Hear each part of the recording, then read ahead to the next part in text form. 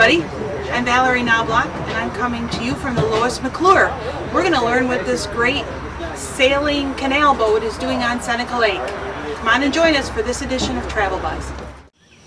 15 miles on the Erie Canal. Ba-dum-bum-bum-bum, ba-dum-ba-dum-bum-bum, ba-dum-ba-bum-bum-bum, ba-dum-ba-dum-bum-bum. 15 miles on the Erie Canal. We all know the song, but how often do we get to see the boats that made it famous?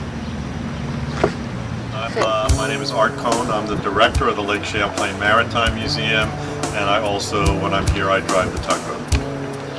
We're bringing this 1862 replica to 28 communities over the next 3 months, and Geneva is our third stop, and we've been really looking forward to coming here because it just so happens Seneca Lake is one of the places that these boats appeared, these sailing canal boats appeared historically. It's Rob Gladden with the Geneva Area Chamber of Commerce, and we're just so delighted to have the Lois McClure here to bring attention to our waterfront, our canal history.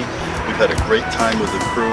People are going to be able to go aboard and see what this boat was like from back in the 1860s, and we're just delighted to be sharing this with all of them. So come on down and see the ship. This is our mission, the museum's mission.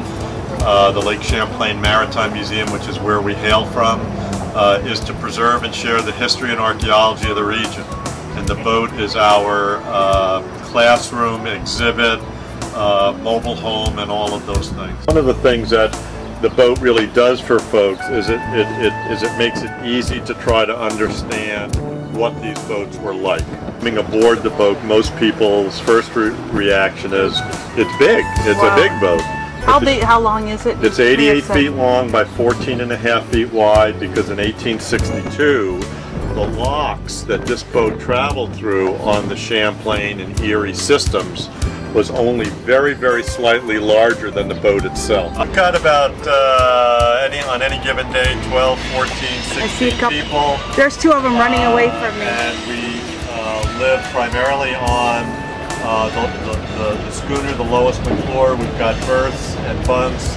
And so you really can tell, minus all the food and accoutrements that are out right now, that you're in a very large space that carried cargo. You think of the back of a tractor trailer, right? You know, and that's really what we're walking through. You can see we're entering a completely different type of space.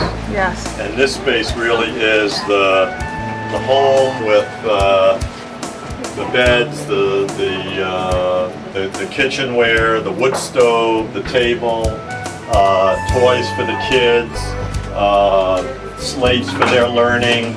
All the things that would have been in a boat like this, we've tried to recreate to make it easy for kids and adults as well to really get a sense of how these boats were utilized.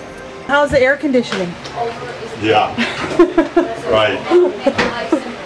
No air conditioning. It gets real hot when it's hot out. There's a lot of bugs when it's in a buggy area. We use mosquito nets, those of us that are... No bugs here on Seneca Lake, though. No, but Seneca Lake is like the bug-free capital of the world.